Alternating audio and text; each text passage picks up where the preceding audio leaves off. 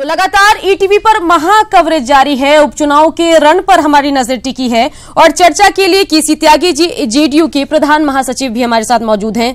इसके अलावा दानिश रिजवान हम नेता भी हमारे साथ मौजूद हैं। अभयानंद सुमन आरएलएसपी के नेता भी हमारे साथ बातचीत कर रहे हैं लगातार। और राजनीतिक विश्लेषक मुकेश सिंह भी राजनीति से जुड़ी तमाम जो पुराने आंकड़े हैं और जो नए क्या कुछ समीकरण बदल सकते हैं उस बारे में हमारे साथ जानकारी साझा कर रहे हैं। पहले बात करते हैं अभयानंद सुमन जी से, आरएलएसपी के नेता हैं। अभयानंद सुमन जी, यहां पर कई गंभीर आरोप दानिश रिजवान ने लगाए हैं। उन्होंने कहा कि किस तरीके से बयानबाजी हो रही है उपचुनाव से पहले, तमाम बातें जो अररिया सीट को लेकर कहा गया कि अगर यहां पर एनडीए नहीं जीतता है तो ये आईएसआईएस का अड्डा बन जाएगा, और अन्य आंकड़े भी उन्होंने दिखाए। और यह भी कहा कि नीतीश कुमार ने सिर्फ जीतन राम मांझी को इस्तेमाल किया, उनको मुख्यमंत्री बनाकर दलित वोट बैंक, महादलित वोट बैंक में सेंधमारी करने की उन्होंने सिर्फ कोशिश की। क्या कुछ कहेंगे आप? नहीं, ऐसा कोई बात नहीं है। जैसे अररिया पार्लियामेंट का चुनाव हो रहा है, निश्चित तौर पर वहाँ का रुझान भी बता रहा है।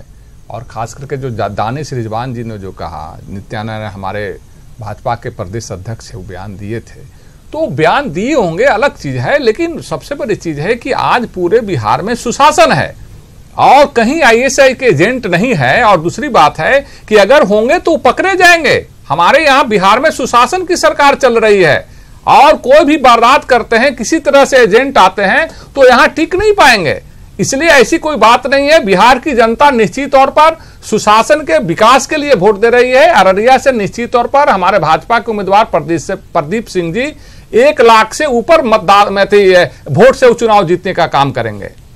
बिल्कुल। इसके अलावा मुकेश सिंह राजनीतिक विश्लेषक भी लगातार हमारे साथ बने हुए हैं।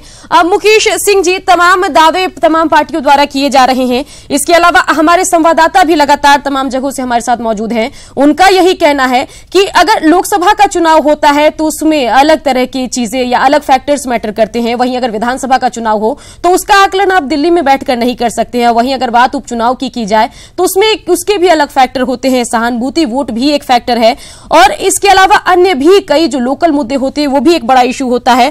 और केसी त्यागी जी भी कई आंकड़े लेकर लगातार हमारे साथ चर्चा कर रहे हैं। उनका तो यही मानना है कि मुकाबला बेशक कड़ा हो लेकिन अंत में जीत एनडीए की होगी। लेकिन अगर महागठबंधन के नेताओं की बात करें तो वो तो यही कह रहे हैं कि हम जीतने वाले हैं। क्या कुछ कहेंगे आप मुकेश सिंह जी?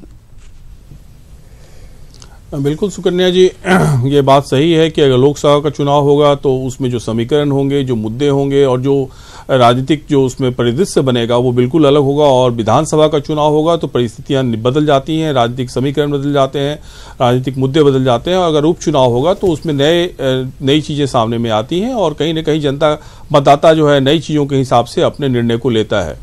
तो तीनों चीज़ें हैं। लेकिन यह उपचुनाव जो काफ़ी महत्वपूर्ण है बिहार का ही नहीं मानेंगे हम, इस कहीं ना कहीं इस चुनाव का प्रभाव जो है राष्ट्रीय राजनीति पर भी पड़ेगा।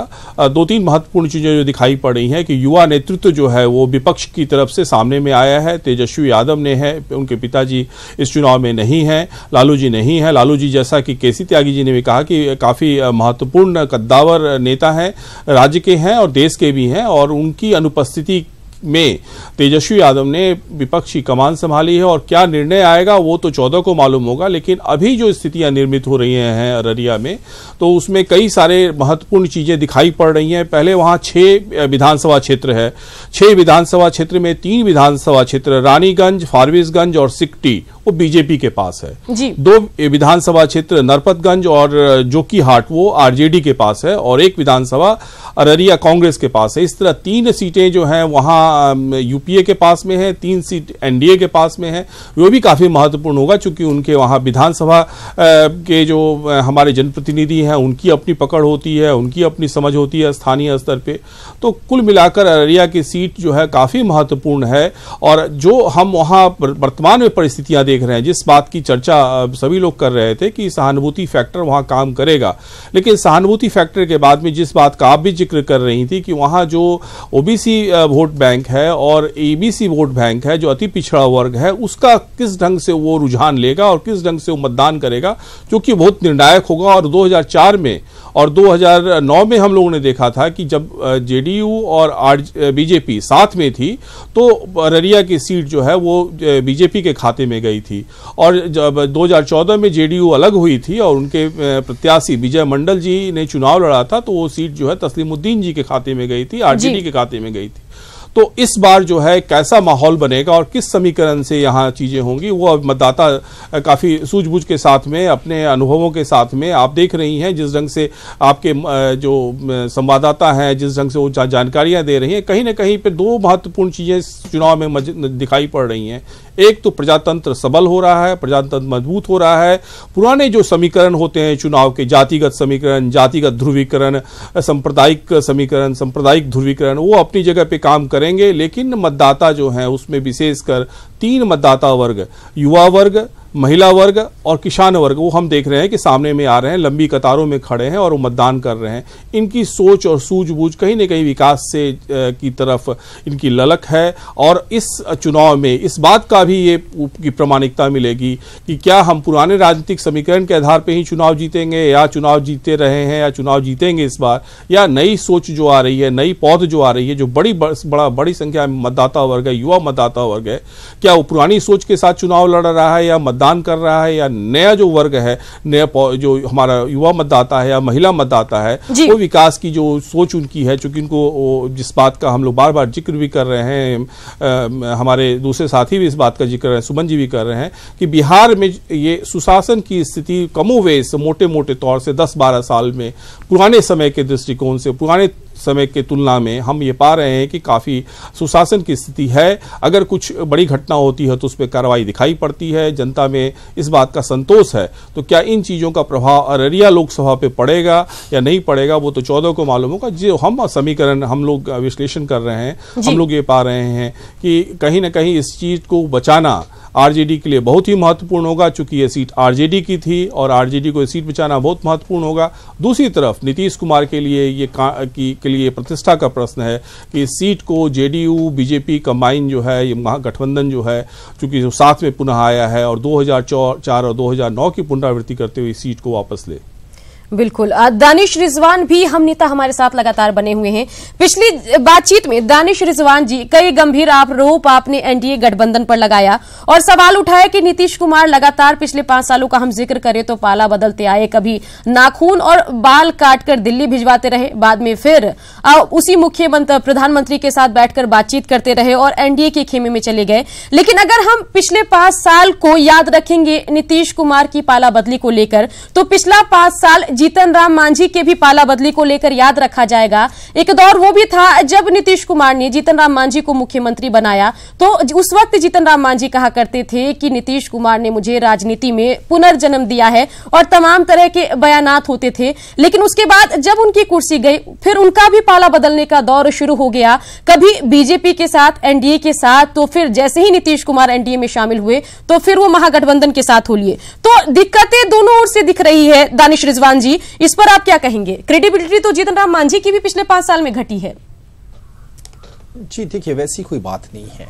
जब नीतीश कुमार जी की कुर्सी बिहार में डगमगा रही थी, जब लोकसभा चुनाव में बड़ी हार हुई थी, नरेंद्र मोदी जी प्रधानमंत्री बने थे, तो पूरा का पूरा जनता दल यूनाइटेड के नेताओं ने हार का ठिकरा उनके सर पे फोड़ दिया था कि भाई आप ही नरेंद्र मोदी जी से अलग हुए हैं, तो आप अब कुर्सी से हटिए। तो उस वक्त उनको लगा कि नहीं भाई, अब तो मेरे कुर्सी पर खतरा है, तो उन्होंने जीतन राम मांझी को बना दिया। और उनको ये लगा कि जीतन राम मांझी बेवकूफ आदमी है, दलित को ज्ञान कहां होता है, उनको ऐसा लग रहा था। लेकिन जब जीतन राम मांझी ने एक पर एक बड़े फैसले करने शुरू कर दिए, तो उनको डर सताने लगा कि जीतन राम मांझी तो जनता के बीच में एस्टैब्लिश होना शुरू हो गया। तो वैसे स्थिति में जो एग्रीमेंट था, जो करार हुआ था उस वक्त के जदयू नेताओं के बीच में कि जीतन राम मांझी विधानसभा चुनाव तक मुख्यमंत्री रहेंगे, लेकिन कुर्सी के लालच में नीतीश कुमार जी ने धोखा देते हुए मांझी जी को कुर्सी से हटा दिया। और उसके बाद कोई भी व्यक्ति जब आप उनके मान सम्मान के ऊपर में ठेस पहुंचाइएगा तो वो बगावत करेगा, और वो हम एनडीए के साथ चले आए। लेकिन जब हम एनडीए के साथ हैं तो इस एग्रीमेंट के साथ है कि जो जीतन राम मांझी जी के कैबिनेट के 34 एजेंडे हैं, जिसको हमने पास किया था और नीतीश कुमार जी मुख्यमंत्री बनने के बाद उन एजेंडों को उन्होंने हटा दिया, अपने उसको विलोपित कर दिया। तो वैसे स्थिति में हमारा करार हुआ था कि बिहार में जब एनडीए की सरकार बनेगी तो हम उन 3400 फैसलों को बिहार में लागू कराएंगे। लेकिन जब 7 महीने से ज्यादा का वक्त हो गया और वो फैसले लागू नहीं हुए, बिहार का बजट पेश हुआ और बजट में भी मांझी जी के 3400 एजेंडों का जब जिक्र नहीं हुआ, तो वैसी स्थिति में हमारे पास एकमात्र रास्ता बनता था कि हम एनडीए से अलग हो गए। चूंकि हम गरीबों हित की बात करते हैं, गरीब हित की बात करते हैं, चाहे वो दलित हो या स्वर्ण हो, हम तमाम गरीबों की बात करते हैं। और जो 34 बेशक आप यहाँ पॉलिटिकल एजेंडे की बात कर रहे हैं कि आपके पॉलिटिकल एजेंडा पूरा होता हुआ पहले आपको नीतीश कुमार जेडीयू के साथ नहीं दिखा और फिर एनडीए के साथ नहीं दिखा, तो आखिरी रास्ता आपने महागठबंधन की ओर रुख किया। लेकिन अगर विरोधियों की बात करें तो उनका तो यही मानना है कि पारिवारिक एजेंडे को लेकर आपने महागठबंधन का रुख किया है। देखिए, कोई पारिवारिक एजेंडा नहीं है। जब हम महागठबंधन के साथ गए थे तो तमाम न्यूज चैनल्स, न्यूज पेपर्स में ये खबरें आ रही थी कि राज्यसभा जा रहे हैं, राज्यसभा का करार हुआ है, राज्यसभा जाने के लिए लालच में गए हैं। एनडीए के नेता भी बोल रहे थे, कहां हम राज्यसभा जा रहे हैं, किसने कह दिया राज्यसभा जा रहे हैं? अभी थोड़ी देर में लिस्ट घोषित हो जाएगा, आप देख लीजिएगा कि हम कहीं से राज्यसभा नहीं जा रहे हैं। हम बिहार के गरीबों की लड़ाई लड़ रहे हैं। जो छात्र आज भूखे बैठे हैं एसएससी स्कैम को लेकर के, एसएससी के चेयरमैन कह रहे हैं कि हमारे यहां घोटाला होता है और प्रधानमंत्री जी अभी तक चुप बैठे हैं। देश का चौकीदार चुपचाप बैठा है, देश का युवा सड़कों पर है, भूखा है, देश के युवा ने होली नहीं बनाई है और प्रधानमंत्री जी और भारतीय जनता पार्टी के नेता एक दूसरे को रंग और गुलाल लगा रहे हैं। एक भाजपा का नेता मासूमों को कुचल देता है और ये लोग चुपचाप बैठे होते हैं। आखिर हो क्या रहा है? आप टेलीविजन स्क्रीन पर हम देख रहे हैं कि पटना में देश की सुरक्षा में जो जवान लगा होता है उसको पटना में गोली मार दी जाती है, उसका सामान छीन लिया जाता है। रांची में आप देखिए भारतीय जनता पार्टी के नेता की हत्या हो जाती है। आखिर देश में किस तरीके का माहौल बन रहा है और हम इसके खिलाफत हैं। आप देखिए, जब इनको यह लगने लगा कि हम चुनाव हार रहे हैं तो यूपी में योगी जी यादवों को कहते हैं कि औरंगजेब के वंशज हैं, बिहार में मुसलमानों को कहते हैं कि अगर सरफराज जीत जाएगा तो अररिया आईएसआईएस का गढ़ बन जाएगा। आखिर आप मुकास के मुद्दों पर बात क्यों नहीं करते हैं? जब जब चुनाव हारने का वक्त आता है तो इन्हें औरंगजेब याद आ जाते हैं, इन्हें आईएसआईएस याद आ जाता है, इन्हें गाय और राम मंदिर याद आ जाता है। लेकिन राम मंदिर इनसे नहीं बना, लेकिन भारतीय जनता पार्टी का बड़ा सा कार्यालय इन्होंने दिल्ली में बनवा लिया। अरे कौन सी राजनीति? जी बिल्कुल, राम मंदिर बनवाने की बात यहाँ पर तेज प्रताप यादव ने भी पिछले दिनों एक सभा में की थी, शायद आपको वो दौर भी याद होगा। शायद बीजेपी का यही जीत का मंत्र आरजेडी भी अपना रही है, महागठबंधन भी अपना रही, इस पर क्या कहेंगे? देखिए, ये एक फ्रस्ट्रेशन है। 25 साल से देश की जनता को जिस तरीके से राम मंदिर पर गुमराह किया जा रहा है, तो तेज प्रताप जी ने क्या कहा कि भैया आपसे नहीं मिलता है तो हमें विपक्ष को दीजिए, हम बातचीत करके आप मसले का हल निकालेंगे। आज आपकी 22 राज्यों में सरकार है, सबसे ज्यादा सांसद आपके हैं, 22 राज्यों के मुख्यमंत्री आपके हैं, प्रधानमंत्री आपके हैं और नीरव मोदी, विजय माल्या टाइप लोग आपके हैं जो देश का पैसा लेके विदेश भाग जा रहे हैं। वो तमाम लोग, चोर भी आपका है, तंत्र भी आपका है, मुख्यमंत्री भी आप हैं, प्रधानमंत्री भी आप हैं और उसके बाद विजय माल्या भी हैं और इसके अलावा अन्य लोग भी हैं जो देश का पैसा लेकर विदेश भाग गए हैं और कुछ लोग हमारे देश में भी जेल में बंद है। तो दोनों पार्टियां हैं, महागठबंधन भी है, एनडीए भी है, उनके अपने अपने मत है और उनके अपने अपने मुद्दे हैं जिसको लेकर वो चुनाव में आगे बढ़ते हैं आगे और आगे भी चर्चा आप सभी से जारी रखेंगे, बने रहिए हमारे साथ। लेकिन बात कर लेते भभुआ की, जहां महिलाएं मतदान के लिए बड़ी तादाद में घर से बाहर निकल रही है। वोटिंग को लेकर महिलाओं और लड़कियों में उत्साह देखते ही बन रहा है। इनसे बात की हमारे संवाददाता अजीत कुमार ने। चुनाव का जो मतदान की प्रक्रिया है वो शांतिपूर्ण तरीके से चल रही है। मैं हूं भभुआ का आदर्श मतदान केंद्र पर हूं और यहां पर पूरे शांतिपूर्ण तरीके से महिलाएं जो है उनमें काफ़ी उत्साह है और महिलाएं जो अपना जो घर का काम होता है, दिनचर्या का काम निपटाकर मतदान केंद्र पर आ रही हैं। जी बताइए, कैसे उम्मीदवार को आप चुनेंगे? जो विकास करे, आगे बढ़ाए, भगवान साहब उसको चुनेंगे जो अच्छा हो। जी जी जी जी जी। तो हमारे साथ कुछ ऐसे हैं जो लगता है कि पहली बार आप लोग मतदान करने आ रही हैं, तो पहली बार आप मतदान करेंगे तो कैसे उम्मीदवार को आप चुनेंगे? जो मेरे हित में काम करेगा, जो मतलब ये मुझे समझेगा, वो उसी को दे सकते हैं। तो खासकर जो आजकल जो प्रक्रिया चल रही है, महिलाओं की सुरक्षा की बात हो रही है। हाँ। तो महिलाओं की सुरक्षा कितना बड़ा मुद्दा है? बहुत बड़ा मुद्दा है। जी जी जी। तो आप क्या सोच कर आई हैं? पहले कितना उत्साह है आपने? बहुत ज़्यादा ही उत्साह है। ये आप बताइए, पहले मतदान करने आप लगता है? Yes, I am first. हाँ, तो कैसा फीलिंग हो रहा है आप लोग? I am feeling too good because I have also voting to any person. I can elect any person by myself. According to my view, I can select her. तो आप देख सकते हैं कि जो आधी आबादी है उन महिलाओं में और खासकर जो नए मतदाता है उनमें कितना उत्साह है मतदान के लिए। और इस तरह से शांतिपूर्ण तरीके से और पूरे उत्साह वर्धक माहौल में भभुआ में उपचुनाव का मतदान चल रहा है। Ajit Kumar, ATV news, Bhabua. भभुआ उपचुनाव में कांग्रेस के आरोपों पर डीएम राजेश्वर प्रसाद ने सफाई देते हुए कहा है कि ईवीएम में गड़बड़ी है, लेकिन बड़ी संख्या में ईवीएम खराब नहीं है। उन्होंने कहा कि केवल 21 ईवीएम खराब हैं। डीएम ने यह भी माना कि ईवीएम एक्सपर्ट की कमी की वजह से ईवीएम रिपेयर होने में दिक्कत आ रही है। चल रहे हैं और मतदान के बीच कांग्रेस ने एक बड़ा आरोप लगाया है। कहा है कि 137 ईवीएम खराब हैं और जिला प्रशासन इसकी अनदेखी कर रहा है। इसके लिए वो चुनाव आयोग के पास गया है और शिकायत दर्ज कराई है। इस पर बात करने के लिए हमारे साथ जो लोकल एडमिनिस्ट्रेशन और डीएम है यहाँ के राजेश्वर प्रसाद सिंह, वो हमारे साथ हैं। नहीं, ईवीएम कुछ खराब हुए थे। अभी ईवीएम काफ़ी ईवीएम जो खराब हुए उनको ठीक कराया जा सका था, ठीक करा भी लिया गया है। 21 पोलिंग स्टेशनों पर ऐसे हैं जहां पर ठीक नहीं करा पाया जा सका और हमारे पास रिप्लेसमेंट भी रिप्लेस करके ठीक कराया जा रहा है। इतनी लार्ज नंबर में नहीं है जितना बताया जा रहा है। सर, 137 ईवीएम कहा गया है। आपके पास जो जानकारी है, जो आधिकारिक तौर पे कितने ईवीएम में गड़बड़ी है? नहीं, अभी हमारे पास 21 में है। ईवीएम में नहीं गड़बड़ी है, वीवीपैट्स में गड़बड़ी आ रही है। जो वीवीपैट्स है उसमें गड़बड़ी है, ईवीएम में कोई गड़बड़ी नहीं है। नहीं समझ पा रहे हैं इंजीनियर, एक्चुअली इंजीनियर और 2 रहते यहाँ तो ज़्यादा बेहतर होता, क्योंकि हमारी दूरी बढ़ जा रही है। हमारे पहाड़ी एरिया है और 2-2 ब्लॉक हैं इसमें, तो एक इंजीनियर दोनों ब्लॉक में हम लोगों ने दिया है। तो जहाँ जहाँ खराबी होती है वो ठीक करता है, क्योंकि टेक्निकल चीज़ है। जो आदमी हमारे पर्सनल है वो यूज़ करना जानते हैं, कैसे यूज़ करेंगे वो जानते हैं। लेकिन कुछ इंटरनल तकनीकी खराबी हो रही है, तकनीकी खराबी होने पर फिर इंजीनियर ही ठीक कर पाता है ना। वंचित नहीं रह पाएंगे। अगर ये जहाँ हम नहीं 2 घंटे से काम ज़्यादा करेगा तो इसको हम तुरंत इस पर रीपोल में जाएंगे। वंचित कोई नहीं रहेगा, सभी वोटर वोट देंगे।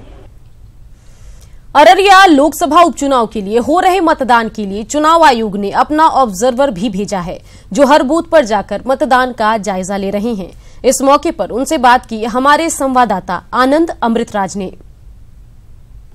लोकसभा कहीं पे कुछ तरह की अभी गड़बड़ी की शिकायत वगैरह तो नहीं? कुछ नहीं है, सब पीसफुल चल रहा है, कोई प्रॉब्लम नहीं है। और कहीं से ईवीएम खराब होने की सूचना या फिर कोई तरह की गड़बड़ी की कोई तरीके से? नहीं, कुछ प्रॉब्लम नहीं है, अभी तक कुछ इन्फॉर्मेशन नहीं आया। फिर भी हमारे बैकअप टीम्स है, वो एडिशनल चाहिए तो दे देगा। यानी कि सिक्योरिटी की तो पूरी व्यवस्था की गई, तो दिख भी रहा है, SSP के जवान भी लगाए गए हैं। और अब तक कहीं से कोई शिकायत की अब तक 11 बजे? कुछ नहीं, अभी तक परफेक्टली ऑल राइट है। और जो बॉर्डर इलाकों के लिए खास कुछ व्यवस्था भी की गई? नहीं, कुछ नहीं। भभुआ विधानसभा क्षेत्र में एसपी आवास के पास बूथ संख्या 116 पर ईवीएम में खराबी की वजह से मतदान को रोक दिया गया। पहले भी मशीन में खराबी आई थी, जिसकी शिकायत पर मशीन को दुरुस्त किया गया, लेकिन कुछ देर बाद ही फिर ईवीएम खराब हो गई। इस मौके पर नाराज हो रहे मतदाताओं से बातचीत की हमारे संवाददाता अजीत कुमार ने। आपका मतदान चल रहा है, लेकिन मैं खड़ा हूं अभी बूथ संख्या 116 पर और यहां पर जो ईवीएम मशीन है वो खराब हो गई है, जिस कारण यहां के मतदाता अभी तक मतदान से वंचित है। आइए हम बात करते हैं कुछ मतदाताओं से, क्या दिक्कत है यहाँ पर? शुरू से ही जो है एक भी वोट जो है पोल नहीं हुआ है और 7 बजे से यहाँ पर लाइन जो है खड़ी है और हम लोग 7 बजे से यहाँ पर जो है खड़े हैं, लेकिन एक भी जो है मतदान जो है यहाँ पर नहीं पड़ा है। और मॉक पोल जो है हुआ, उसके बाद जो है फिर भी जो है मशीन जो है खराब हो गई। कोई पदाधिकारी न तो यहाँ पानी पीने की व्यवस्था है, न तो किसी प्रकार की कोई व्यवस्था है। ये शहरी क्षेत्र का है, Bhabua Sasaram central cooperative bank का ये जो केंद्र है वहाँ बनाया गया है, तो यहाँ पीने की पानी की व्यवस्था नहीं है। नहीं है, तो मतदाताओं को काफी परेशानी हो रही है। और ये बताइए क्या परेशानी हो रही है? मतदान मशीन खराब है यहाँ का, 7 बजे से हम लोग खड़े हैं, कोई वोटिंग नहीं हो रहा है और यहाँ कोई व्यवस्था नहीं है, पानी वगैरह का कुछ व्यवस्था नहीं है। पदाधिकारी आए हैं, उनसे शिकायत किया आपने? हाँ, एसपी मैडम आए थी, उनसे शिकायत किया गया है, बोल रही है कि आ जाएगा थोड़ी देर में। अब देखिए कब तक आता है। जो तो अभी तक मतदान शुरू नहीं हुआ है? नहीं, अभी तक मतदान शुरू नहीं हुआ है और अभी तक एक भी वोट जो है बूथ संख्या 116 पर एक भी वोट जो है वोट पोल नहीं हुआ है। ये तो भभुआ का ये शहरी क्षेत्र है और एसपी आवास के ठीक बगल में है बूथ संख्या 116 और आप समझ सकते हैं कि अभी तक यहाँ पर मतदान शुरू नहीं हो पाया है, एक पोल भी नहीं हुआ है, तो काफी गंभीर मामला है। Ajit Kumar, ATV news, Bhabua.